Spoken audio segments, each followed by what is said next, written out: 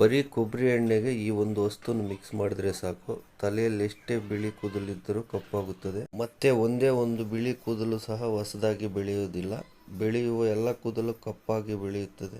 Hi friends, ನನ್ನ ಹೆಸರು ದಯಾನಂದ್. ನಮ್ಮ ಚಾನಲ್ ಹೆಸರು ದಯಾ ಲಾಗ್ಸ್ ಆ್ಯಂಡ್ ಟಿಪ್ಸ್ ಅಂತ. ಇವತ್ತಿನ ಈ ವಿಡಿಯೋ ಸ್ಟಾರ್ಟ್ ಮಾಡೋಕ್ಕೆ ಎಲ್ಲದಕ್ಕಿಂತ ಮುಂಚೆ ಒಂದು ಕಪ್ ತಗೊಂಡಿದ್ದೀನಿ. ಆ ಕಪ್ಗೆ 1/4 ಕಪ್ ಅಷ್ಟು ಟೀ ಪುಡಿ ತಗೊಂಡಿದ್ದೀನಿ.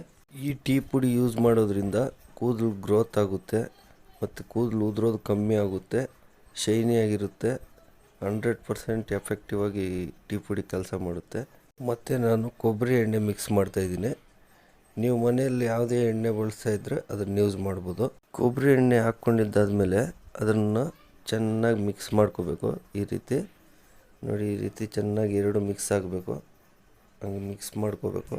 ಈಗ ಈ ಟೀ ಪುಡಿನೂ ಮತ್ತು ಈ ಆಯಿಲ್ನ ಬಿಸಿ ಮಾಡಬೇಕು.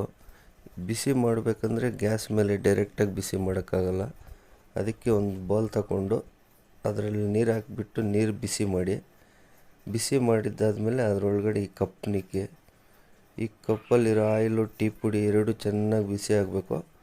ಚೆನ್ನಾಗಿ ಬಿಸಿ ಆಗ್ತಾ ಇದ್ದಂಗೆ ಅದನ್ನು ಈ ರೀತಿ ಸ್ಪೂನಲ್ಲಿ ಚೆನ್ನಾಗಿ ಮಿಕ್ಸ್ ಮಾಡಿ, ಆವಾಗ ಸ್ವಲ್ಪ ತಿರುಗಿಸ್ತಾ ಇದ್ದರೆ ಅದು ಗಡ್ಡೆ ಕಡ್ದಿರಿರ್ತದೆ. ನೋಡಿ ಫ್ರೆಂಡ್ಸ್, ನಾವೇನು ಮಾಡ್ತೀವಿ ಅಂದರೆ ಅಂಗಡಿಯಲ್ಲಿ ಸಿಕ್ಕೋ ಕೆಮಿಕಲ್ ಡೈ ಇವೆಲ್ಲ ಯೂಸ್ ಮಾಡ್ತೀವಿ. ಅದರಿಂದ ತಲೆಯಲ್ಲಿ ಕೂದಲು ಉದುರೋದು, ಕಣ್ಣುರಿ, ಡ್ಯಾಂಡ್ರಫ್ಸು ಈ ಎಲ್ಲ ಸಮಸ್ಯೆಗಳಿರ್ತವೆ. ಈ ರೀತಿ ಮನೆಯಲ್ಲೇ ತಯಾರಿಸಿರುವ ಆಯಿಲನ್ನು ಹಚ್ಚೋದ್ರಿಂದ ಯಾವುದೇ ರೀತಿಯ ಸೈಡ್ ಎಫೆಕ್ಟ್ಸ್ ಇರೋದಿಲ್ಲ. ನೋಡಿ ಫ್ರೆಂಡ್ಸ್, ಇದನ್ನು ಬಿಸಿನೀರಿಂದ ಆಚೆ ತೆಗೆದಿದ್ದೀನಿ. ಈ ರೀತಿ ಸೋಸೋದು, ಟೀ ಸೋಸೋದು ಇರುತ್ತಲ್ಲ, ಅದರಲ್ಲಿ ಸೋಸ್ಕೋಬೇಕು. ಸೋಸ್ಕೊಂಡಾದಮೇಲೆ ಅರ್ಧ ಸ್ಪೂನ್ ಅಷ್ಟು ಕಾಫಿ ಪುಡಿ ಹಾಕ್ಕೊತಾ ಇದ್ದೀನಿ. ಕಾಫಿ ಪುಡಿ ಹಾಕಿ ಈ ರೀತಿ ಚೆನ್ನಾಗಿ ಮಿಕ್ಸ್ ಮಾಡಬೇಕು. ಮಿಕ್ಸ್ ಮಾಡಿದ್ದಾದಮೇಲೆ ಇದನ್ನು ಒಂದು 10 ನಿಮಿಷ ಹಾಗೆ ಇಡಬೇಕು. 10 ನಿಮಿಷ ಇಟ್ಟಮೇಲೆ ಯಾವ ರೀತಿ ಇದನ್ನು ಹಚ್ಕೋಬೇಕಂತ ತೋರಿಸ್ತೀನಿ ನೋಡಿ ಫ್ರೆಂಡ್ಸ್, ಈ ರೀತಿ ತಲೆಗೆ ಹಚ್ಕೋಬೇಕು. ತಲೆ ಫುಲ್ ಹಚ್ಕೋಬೇಕು. ಇದನ್ನು ರಾತ್ರಿ ಪೂರ್ತಿ ನೆನೆಯಕ್ಕೆ ಬಿಟ್ಬಿಡ್ಬೇಕು ಫ್ರೆಂಡ್ಸ್.